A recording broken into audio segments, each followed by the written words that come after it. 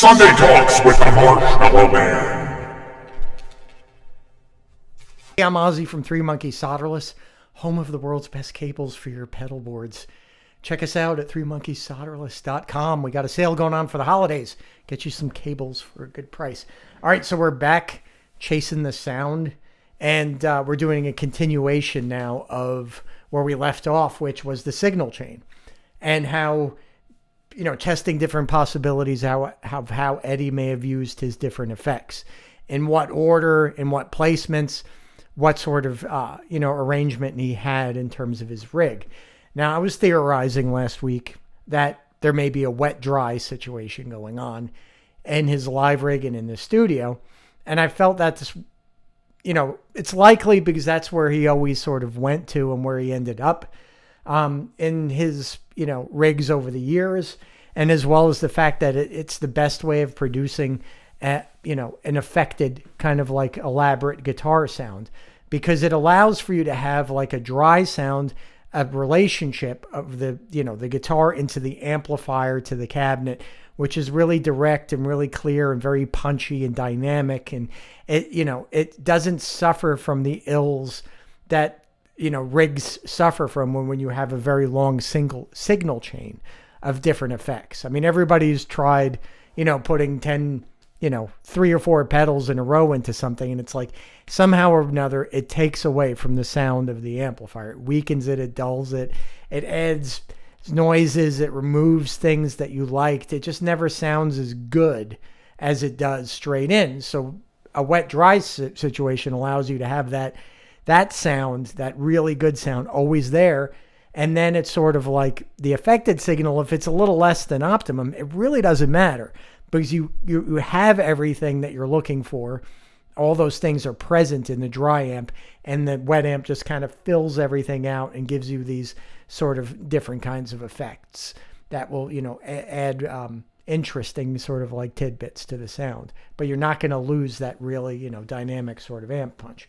So we built a pedal board that will be the start of testing everything. And again, all this stuff is always testing. It's, it's what ifs. It's not this is it. It's always what ifs. Let's try this. Let's move this. Let's change that. Let's figure out what this does, and maybe we'll figure out what signal chains seem to work, and gradually sort of move towards the success of getting it right. So if you wanted to see exactly the theory on the pedal board as it sits right now, last week on the Sunday talks, I was talking about how the board would be built, and then during the week I put up a video of actually building it. But we can very quickly look at the board just as a refresher. So we have this is the entry point, which is kind of like a utility sort of little, I call it the flanger buddy, so to speak. So you have an input here, and you have 2 ways that the signal goes after the input. It enters a buffer unit to kind of, strengthen the signal a little bit, because it's going to go in 2 directions. And the first direction is straight off the bat, it leaves here. So this would be like the dry out. So you would have guitar in, buffer, out. So this would be our dry out. The second way it goes after the buffer again is into this loop for the MXR flanger. So that allows it to bring it in and out, and it's controlled with this button here, momentary button. From there, it leaves from this point here into the MXR 6-band EQ. The 6-band EQ feeds box 1, which is the theory of what Eddie's box number 1 was, which I feel was probably just a loop pedal to bring in the Univox echo in and out of the signal chain. All right, so there was a send and return, an input and output, 4 cables as his did. Now we're using the Echo Rec here as the replacement for the Univox echo, as the tape is all busted up. Not busted up, but it's not strong enough anymore. So I need to do something with that. But this will suffice for demonstration and for figuring things out until we get the Univox up and running again.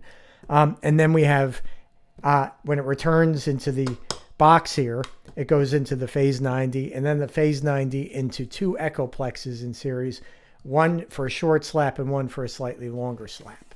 All right, so that's the pedal board. So I can put it up here so we can sort of see it while we're while we're working with it. And if you have noticed, we got 2 marshmallows. So that's double stuff for anybody that's interested in marshmallow technology. That's called double stuff. All right, so this is one that I just finished for a guy that hangs out on the channel. Big thumbs up to him. He can claim ownership for it if he wants to, but I won't give away his name and address should somebody decide to go rob his house to get it. I will not be held responsible. All right, so we got the 2 marshmallows now, and we're feeding each marshmallow into its own aux box, which is down on the floor here. And they're going into the line ins that I put in on the aux box, and they're just set equally to green back punch.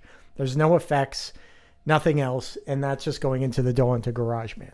All right, so let's start. I'm going to power up the pedal board, get that going. Okay, let's see. Yep, there we go. All right, so that's going. And then we're going to listen to each amp to sort of give you an idea of the dryness of it and how each amp sounds going through its each aux. And they're both middle in the stereo image. So they're not panned left and right. It's just down the middle. So it'd be like if you mic'd 2 cabinets, right? So to speak, but both in the center. So let's go into marshmallow number 1 up here. This is the newer marshmallow. And let's hear that thing.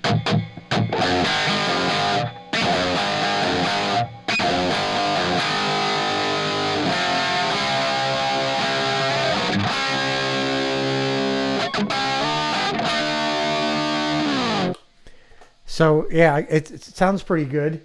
Let's go into the original marshmallow. This one's mine, and we can listen to it.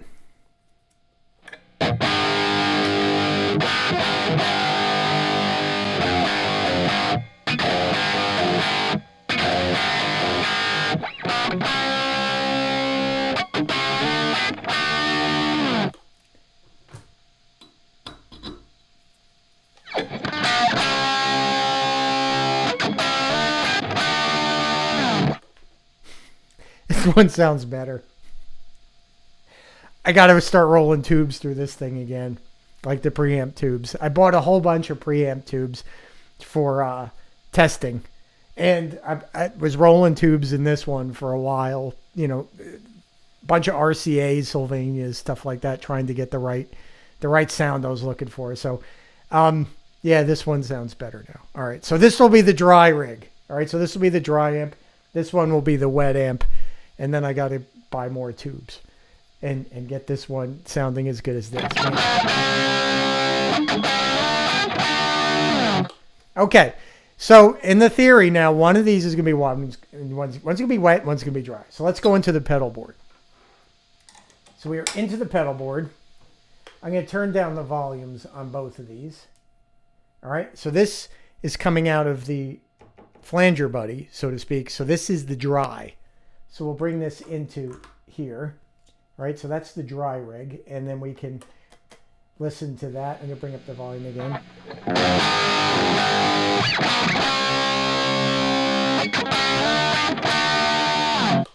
Okay, so that's sounding pretty good. And then we're gonna take our wet, which is coming out of the Echoplex, the last Echoplex, and we're gonna use this head as the wet head, so to speak. So we're gonna go into here. And then we'll bring up the volume on this guy, right?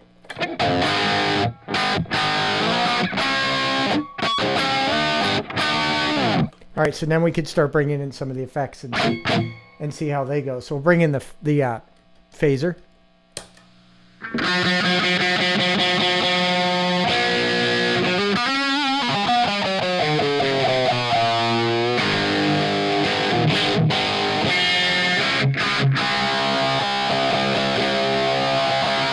So you see how I think the problems that I hear, and I'm not 100% on this, but I always think that the phaser is too much, right? So that's one of the reasons why I think that this may help with it, because you're going to get half the amount in a sense. Because one's going to be dry and one's going to be wet. So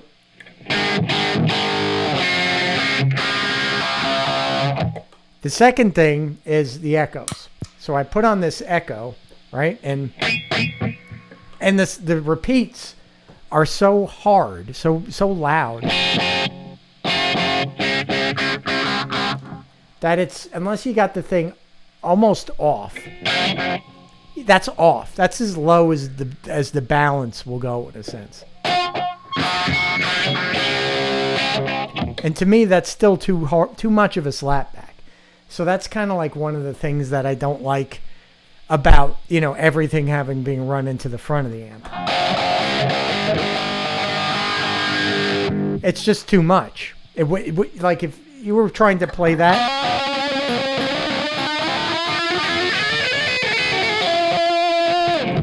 that's not going to work. It's too crazy, right? So let's see what happens when we bring in the dry in with that.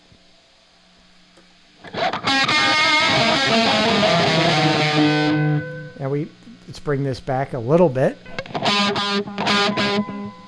And then we can also mess with the balance.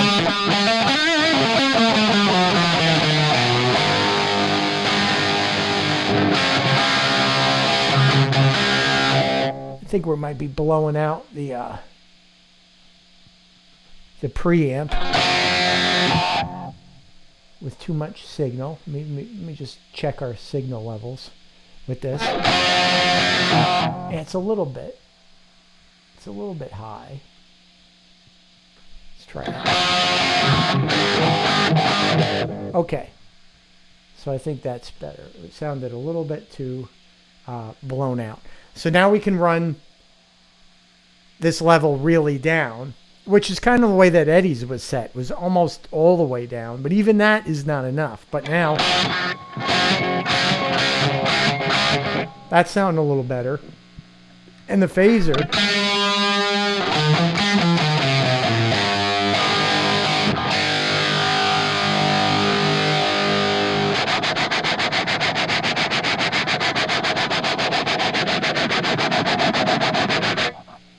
you turn up the speed just a little bit.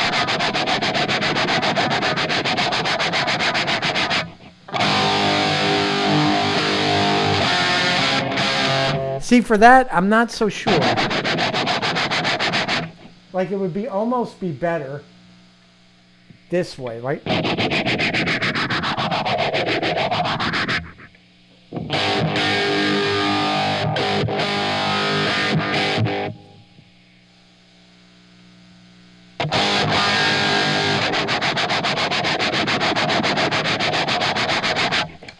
Okay, so maybe that should be in the front of everything, right? So maybe that should go into both wet and dry. So it should be earlier on in the chain, perhaps.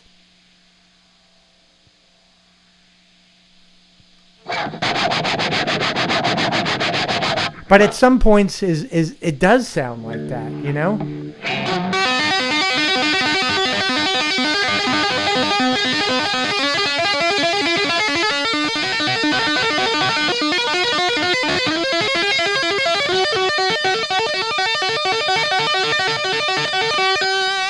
Like in those places, I don't hear it as much as being like, oh, I have to bring this one up.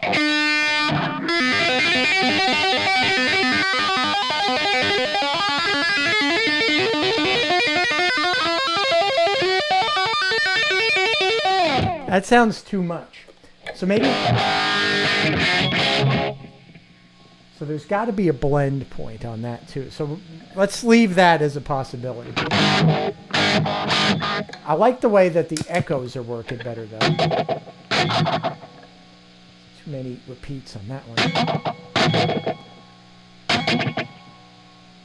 Turn that all the way down.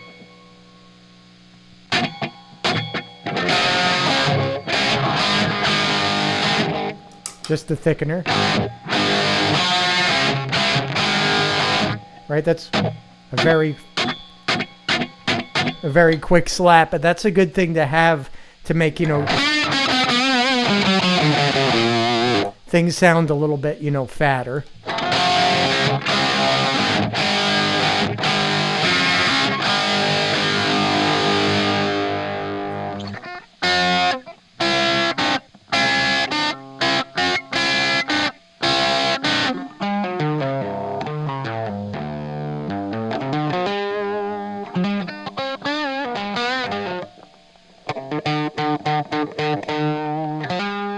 right, let's see how that works with the flanger. We're learning some stuff here. So let's take the phaser out.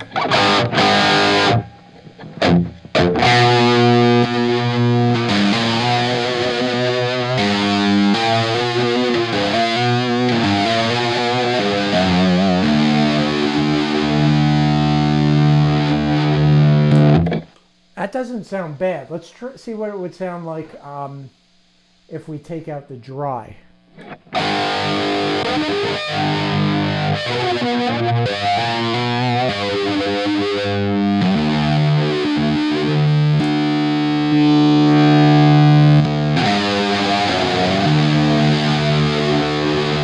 I kind of like that.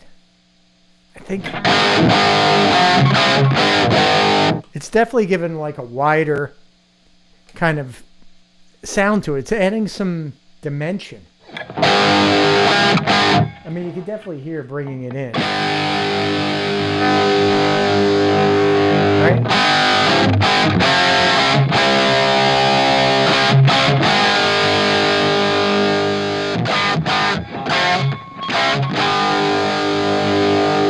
See there.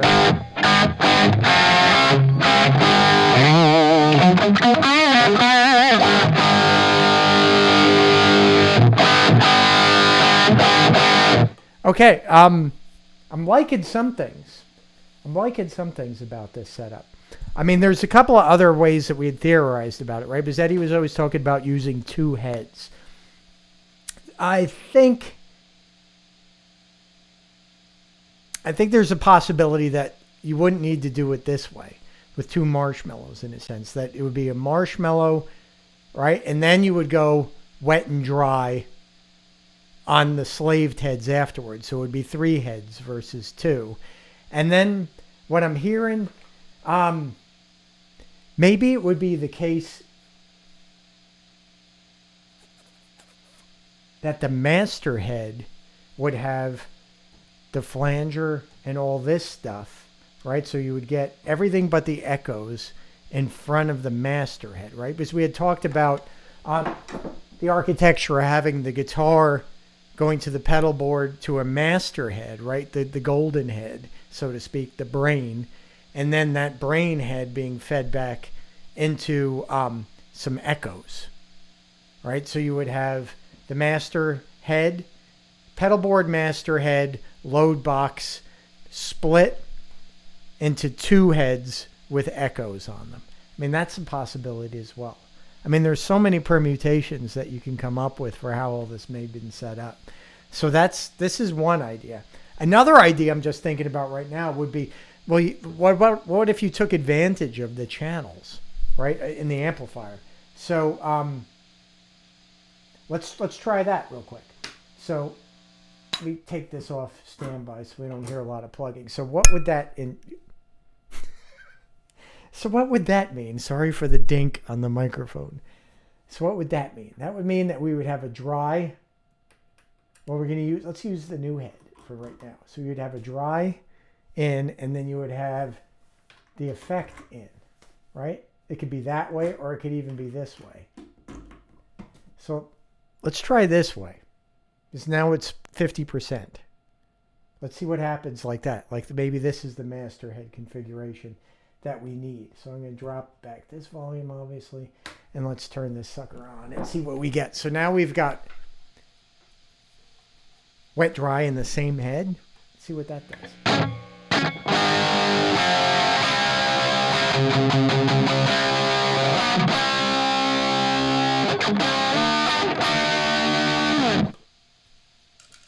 That's not bad. I'm going to turn off the echo.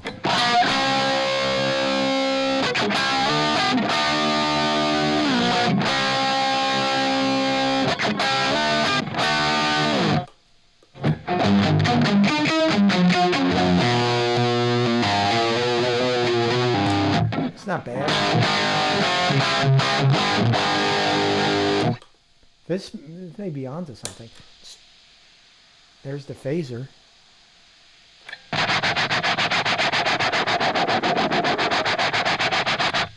Slow it down a little bit.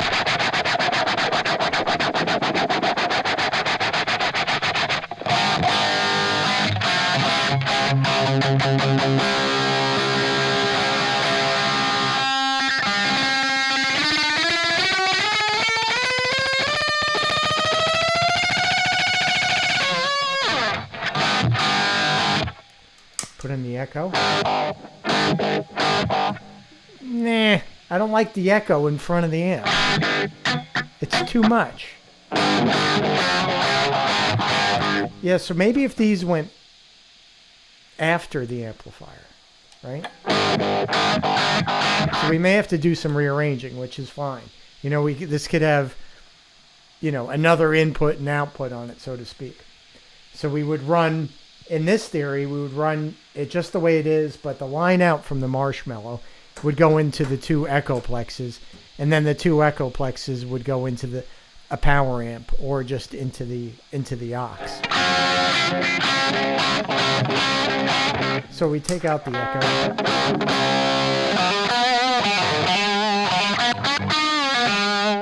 You know what? Let me try adding a little bit of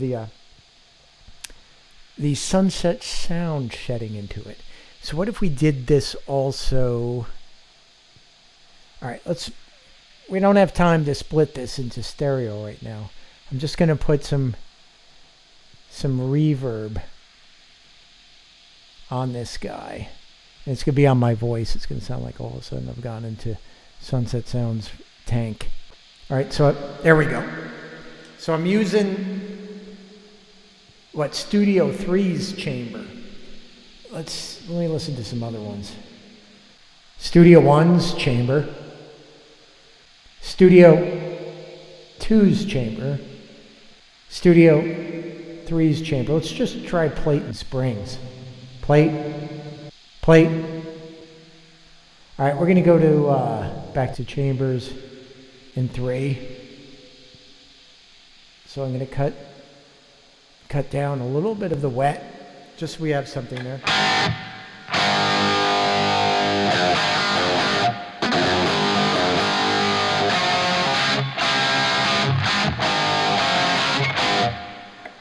All right, let's take out the wet and see.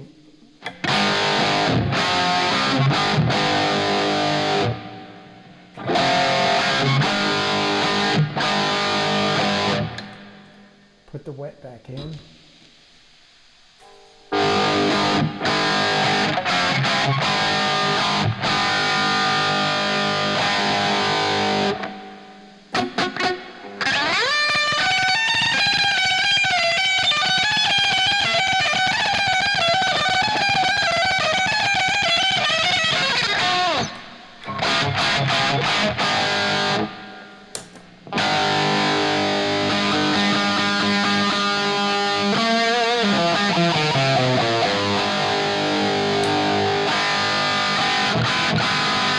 So it gets awful bright, like in a giant cave. It gets awful bright with the phaser in this situation. There may be some phasing issues with the phaser, obviously, but there may be some phasing issues, being that, you know, there's some delay and some flipping of phases through the different pedals and then being recombined. So let's move it over into this channel. I'm sure a lot of guys were like, why not put it next to it? Why not put it next to it? Would you put it next to it? So let's do that. So we'll take the wet and we'll go into this side and let's listen to that.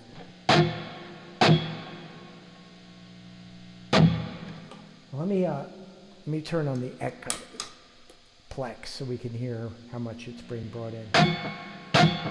Interesting.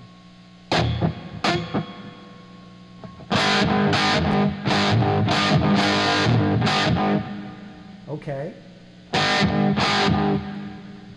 Well, if we take this out, let's just do this side. Well, being that this is, let me cut off this for a second here. Being that this is a vintage style Marshall, this is kind of a bassier channel. So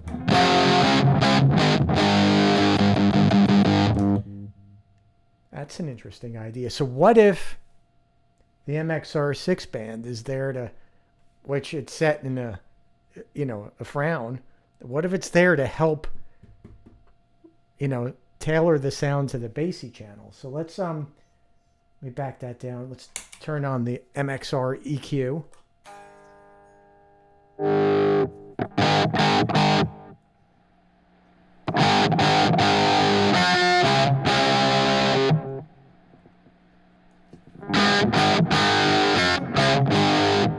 I'm adjusting the EQ a little bit.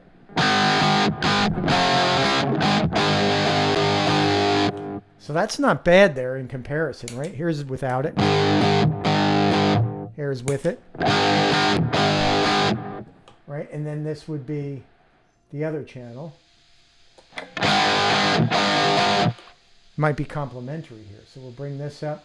So let's bring up some of this to taste.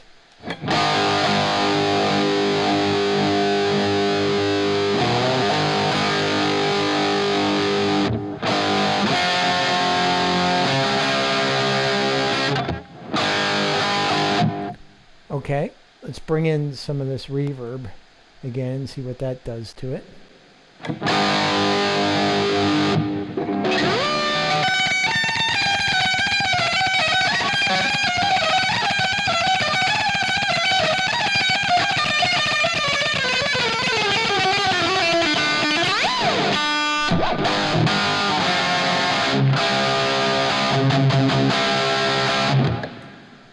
That's kind of interesting.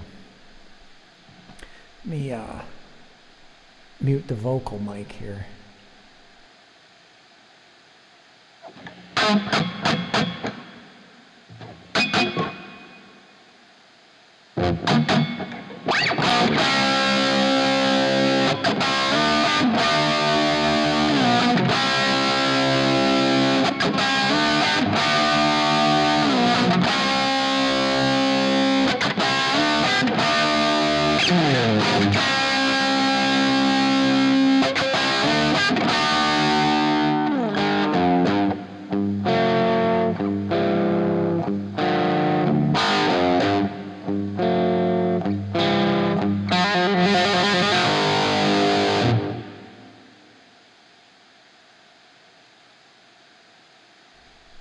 I think that's kind of interesting.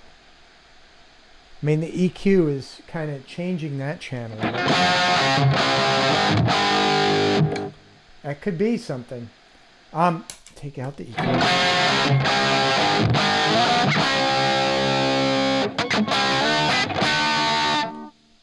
I mean, that's not a bad sound either.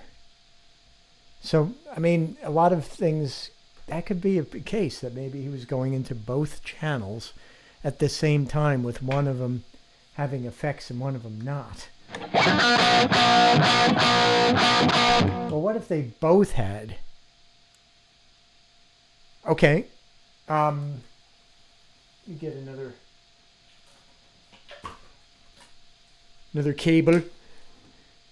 And what we're going to do is we're going to jump across here and see what that does. Let me bring these down so we don't have to listen to the poking around. All right, so now all 4 inputs are being used. So we're getting equal distribution across both channels. So let's see what we end up with. Dry and in the wet.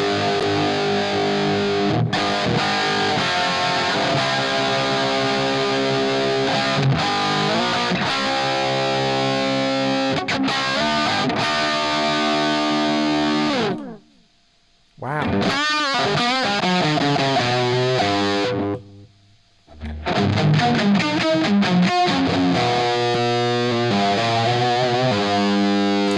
Let's see how the phaser does.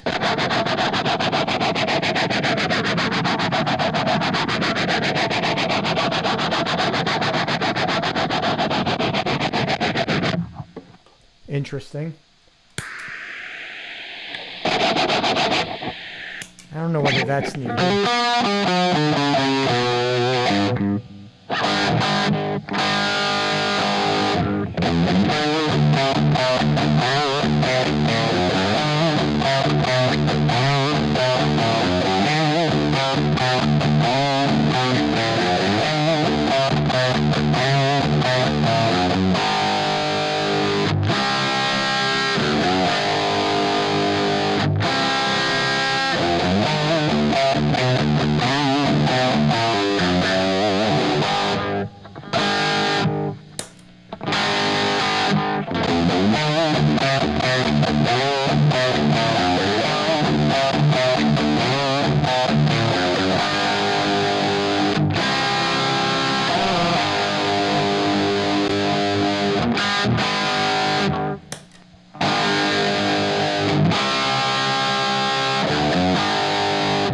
That, now it's starting to sound closer. So the brightness, right? So remember this. So the phaser seemed to add a little bit too much brightness. But when it's jumped all the way across this way, getting some of that normal channel, which is darker, it's kind of balancing it out.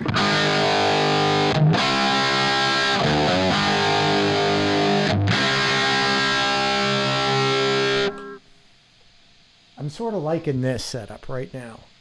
So, all right. So then the thing to do then would be, let's see how the echoes work.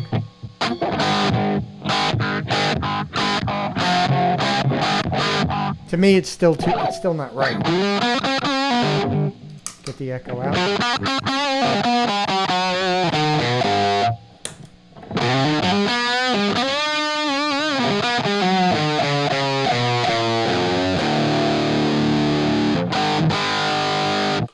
All right, so maybe the thing to do is to put the echoes later on in the chain. So we'll end this chain at the phase 90.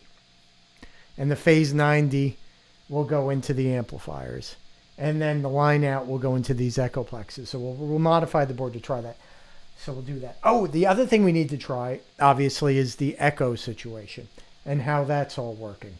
So let's do the echo rec thing with box number 1, so to speak. So it would be the ending of eruption, right? So let's do that and see what we get.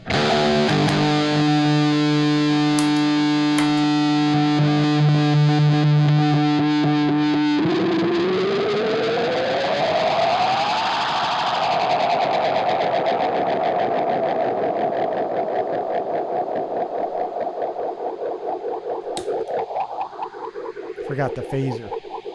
Let's do it again. But you can hear how the phaser is really starting to sound right with the echo unit.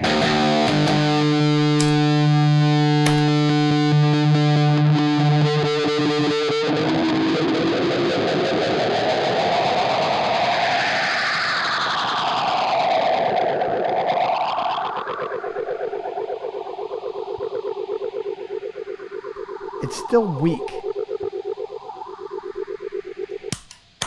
All right, so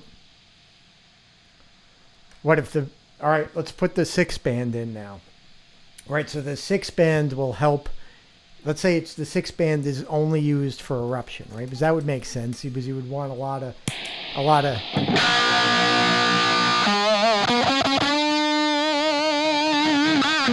sustain.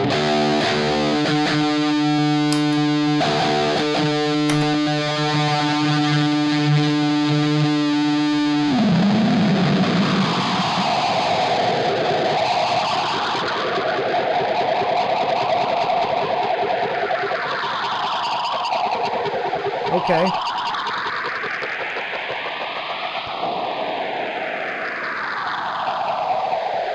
And then you would hit that and... Aha! That's why it was so splatty.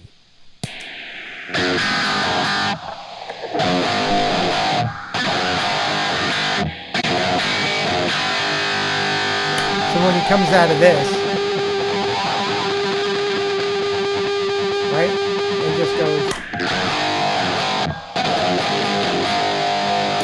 That's still in there. All right. So that.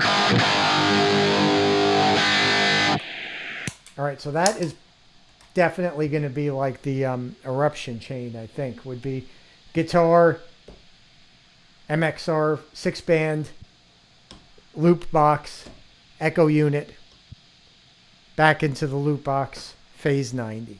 All right, so that's, I think we're gonna settle in on that a little bit. So we'll modify the pedal board to get a little bit more closer to what we're looking for. Let's put that reverb back on again. See what that does. Some reverbs. Where is the reverb at? There it is.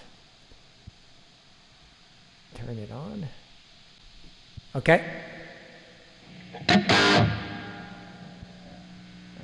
Turn this on, turn this on.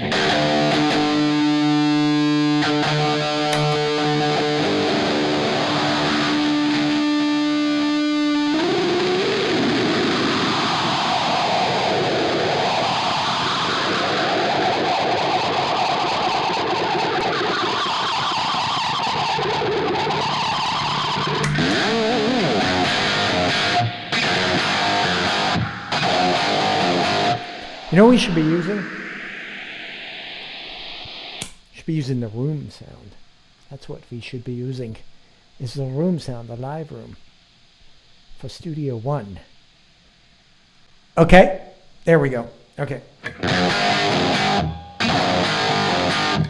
Okay.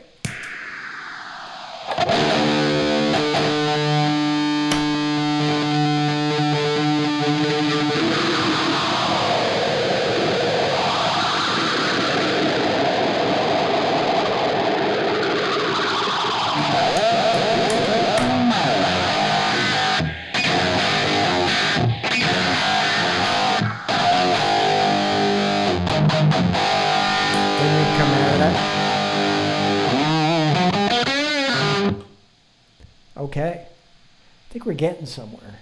Possibly. Probably change my mind in 5 minutes. All right, so that's another good permutation there. I think there's some photographic evidence to back up that there may have been all four inputs on his heads being used in some cases. I don't know. I think this is going to sound better when we do some slaving with it too. So we would have this then going into like an echo unit. 2 echo units, maybe left and right and center. All right, there's a lot of things to play with. We're going to need another slave head. And then I think we can go with that. So let's try that sort of thing. All right, so interesting stuff. All right, so let's go let me go into the YouTubes and let's look at some comments. Turn off the amplifiers. Let's look at some comments from last week and see if there's anything that we need to address. I need my glasses. Give me a second here to get the YouTubes tubulated. I'm going to move this back a little bit so I can get closer to this and read. Comments. Okay, let's see. We got a few 5 days ago, 5 days ago, 6 days ago. Okay, so let's start with here. Let me check the time that we're at right now. So we're at 40 minutes. So let's do this. We got enough time to do this. Do a few comments that I haven't looked at, and this could give us some ideas as well. We always get good ideas here. Let's see, where did I go? All right, so we're going to start with Che Guitarra. What's up, Che? What'd you think of that UD50 clip? I liked it. I thought it was really cool. You sent it to me. I haven't, been able to put it up, but the UD50 is kind of cool. I dug that. So thanks for sending me that, and I'm sorry about the problems with, that YouTube wouldn't allow that external link to SoundCloud. All right, now we've got the Warrior of Genghis Khan. 4208. My theory is that the other stomp switches are the Echoplex switches, so there would be 3. Mine was because the phaser and Univox were running in parallel, and not series in my routing. You're gonna have to give me a diagram of why they would be running in parallel and how that would work. I'm not sure about that. And yeah, there were 2 stomp switches that were circular, right? Little round ones like the ding ding, kind of like bellhop bell, that were off the board, taped down to the floor, and I'm pretty sure those are for the Echoplexes. All right. Okay. Now we've got Warrior again 5 days ago. I just found there's a Japanese book that chronicles Van Halen 78, 79 Japan tours, and it contains all the black and white photos of his gear. They're perfectly focused, not blurry shots like we see online. You actually see the back of his number 1 Marshall. If that's not enough, it shows a color sound tone bender jumbo taped to the floor too. You should post some of this stuff because I'd like to see what it is. Jumper on the floor too. There's also a second board with another 2 foot switches plus 2 MXR pedals, look like another flanger and phaser. The thing on the back of his number 1 Marshall does look to be a dial and not an input, as it protrudes out, blocking the view of part of the white sticker in the corner. Might have to buy the book just to get a better look at the photos. Yeah. If you could post a link to that, I don't know. I'm going to read in like two seconds that you already did post a link, but I'd like to see that. Definitely. Saying I don't read Japanese, so it could say the tone bender is Michael's for all I know, but it's there. Okay, so I'm assuming that's a different box than the number 1 tone bender box. Key me in on that. Oh, Tanner has the book, apparently. I have the book. The tone bender was Michael Anthony's. And there are a bunch of photos of it on the side of the stage, plus one in the studio for the Stage Van Halen 2 sessions. The second board you mentioned was Ed's pedalboard from the 79 tour. It was massively stripped down from the first tour. Okay. Yeah, I'm not sure of what photos we're all talking about here necessarily. But yeah, I mean, another interesting thing is I'm guessing, Eddie had a lot of input in what Michael did. And I think in a lot of cases in the studio, he might have actually done the work himself. And Michael may not have played as much. And the sound, what I'm getting at is that, that tone bender very well could have been one of Ed's tone benders too. Right? It could be something that he was like, use this on, your bass because I like the way it sounds with mine. So, the tone bender thing is still kind of an interesting, open, sort of loose end to explore some more. All right, so let's move on. Van Halen 1 pickup comparison I did a long time ago.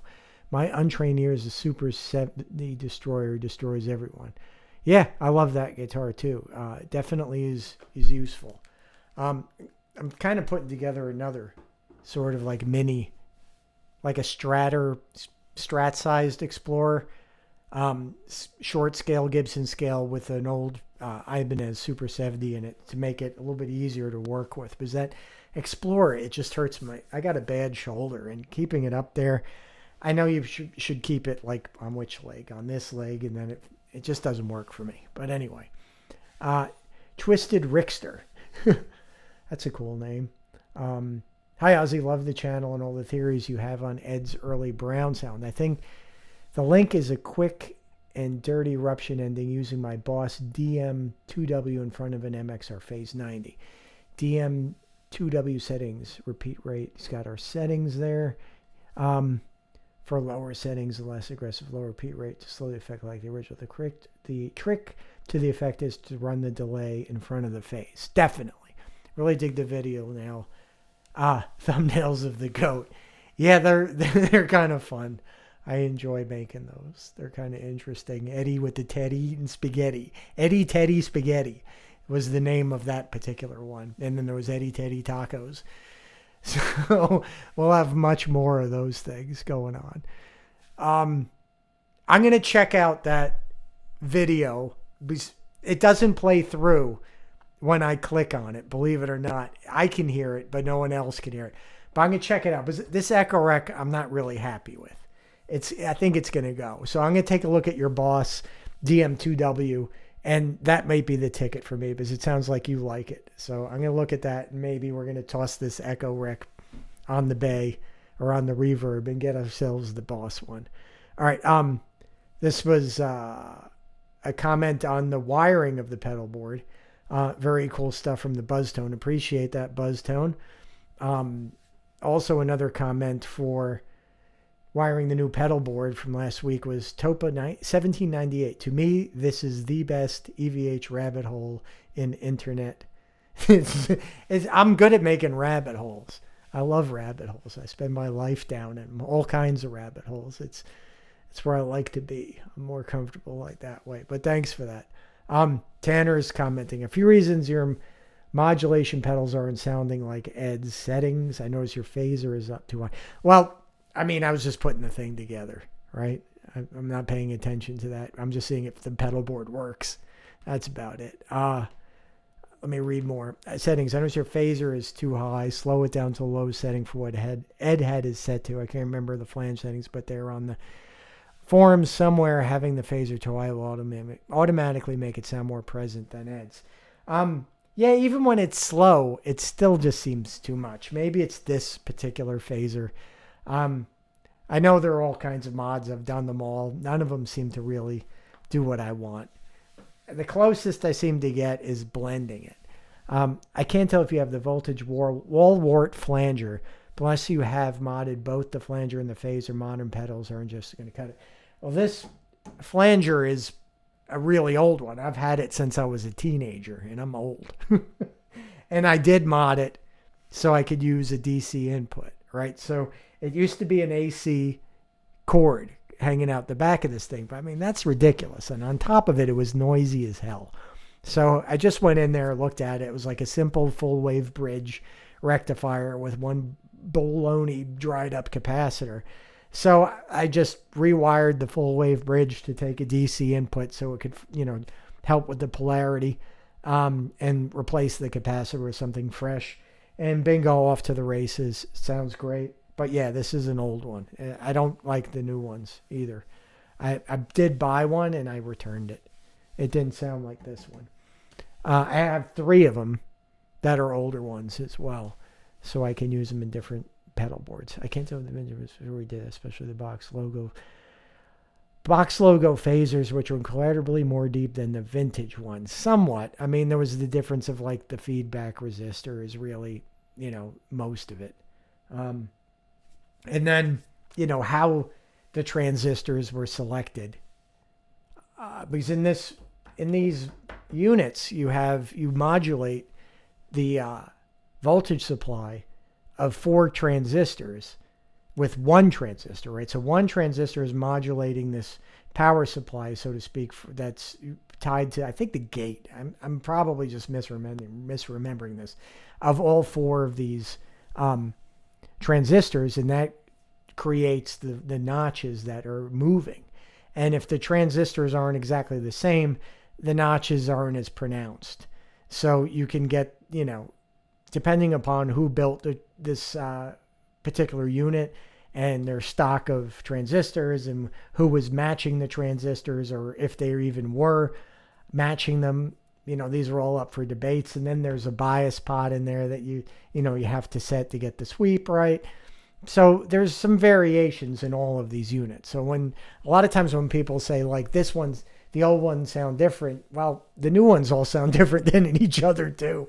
And the old ones all sounded different from each other. So yeah, I mean, I always sort of take like, I'm not going to get exactly the same phaser as another guy's phaser just because I bought the same year, right? It could even been rolled off this line the same day. You could do the script mod on the box logo phasers by clipping one of the resistors, which helps. Yeah, that's the feedback resistor. But they're still missing the chips that made the vintage ones unique. That goes for the flanger as well. Many people I know have owned both say that both modern versions aren't even close on a nerd scale. I mean, yeah, there's some of that. The transistors in this guy, right? Like if I were to open this thing up and show it to you, you would see that there's no difference between this one and the script. There's 0. There's none, right? It's the same board. It's the same transistors. I mean, when they changed over, they didn't change much for a while. Later on, they started to go to a bigger, a more intricate IC that had more, sort of like stages in it. So they could use one IC or 2 ICs versus 4 or 5 or 6 or whatever they're going to use. I mean, they would always, use what parts became available that were accomplishing the same task in a more economical sort of like way, right? So there's less soldering, less parts to have on hand. It just would make things easier. And they redesigned the boards, and then the block logos, used a different chip. But if I were to open up this one and we were to pull out the boards and put them together with a script logo, you wouldn't see a difference. So this phaser, and I've had script ones and I've tried a bunch of them. They all sound like that. A little too much for my taste, Tanner. Your mileage may vary, and these are my opinions. They're not meant to influence your opinions. It's meant, and I'm not saying I'm right, you're wrong, and you're right, I'm wrong. It's just the way we hear things is a little different. So for me, no matter what, it just always seems to be a little bit goofy. This one seemed to be the closest that I could get, which is a script logo that I took out and rehoused in this box and put a depth and a blend and what was this? A drive, I think. No, speed. So it's speed, depth, and blend. So I could make it less deep, blend a little more dry, and it seemed to work out pretty good. But for this purpose, I don't think Ed's was, done this way. You might be able to sort of dial this sucker in and then, hardwire that particular setting in a new pedal, and that would work. But, I have no evidence to say that was done. But as always, I use my ears rather than, I'd rather hear something than look at something and decide that that's the way it sounds because it looks that way. So that's cool. Those are some good reasons. I mean, for those guys that are kind of haven't had a lot of pedals or a lot of things, yeah, there are some differences in the new versus the old stuff. You got to kind of draw the line somewhere, I guess, as to what you're willing to accept and what you're not willing to accept. So everybody has to make compromises somewhere. I mean, if there's no way of getting everything 100% perfect, there's too many things that may be too difficult to acquire, or just you wouldn't have the chance to duplicate it because they're not duplicatable, so to speak. So those are all sort of like good ideas. Yeah, so I think that's it for the comments. So those were some good comments this week. So, all right, so the rabbit hole is going to take a turn. So what I'm going to do, first I'm going to take off this headphone, right? So get this up there. There we go. These headphones are just killing my ears all the time, just squishing them. I'm thinking about getting a set of in-ears and using those for the podcast, just like a good set of in-ear monitors that you would use like in a live band setting, and use those instead of these headphones because these are driving me crazy. I just need wireless because I don't like banging into things and getting the wire tangled around. So in-ears, I think, with a pack would work great. So, if anybody has any ideas about in-ears, what's out there these days, let me know. Otherwise, I'm just going to get like a set of Shores or something like that. All right, so where are we going to go with the rabbit hole next? I think the next place to go is to break out the Echoplexes, in a sense, from the chain and put them on their own loop and their own input and output. I think that would be a good idea. And maybe the flanger. Maybe the flanger should go... I kind of like the way it sounded actually blended. So I'm going to leave this alone. So what do we have to do then? We're going to use this setup, the 4 inputs, all used with the pedal board. And then we're going to go into a load box and then into the Echoplexes, so to speak. So we'll go out of the Marshmallow into the Echoplexes and then into another head. And we'll look at that as being a possibility too. So there's still a few more permutations to experiment with. But I think that's good for today. So thanks for watching.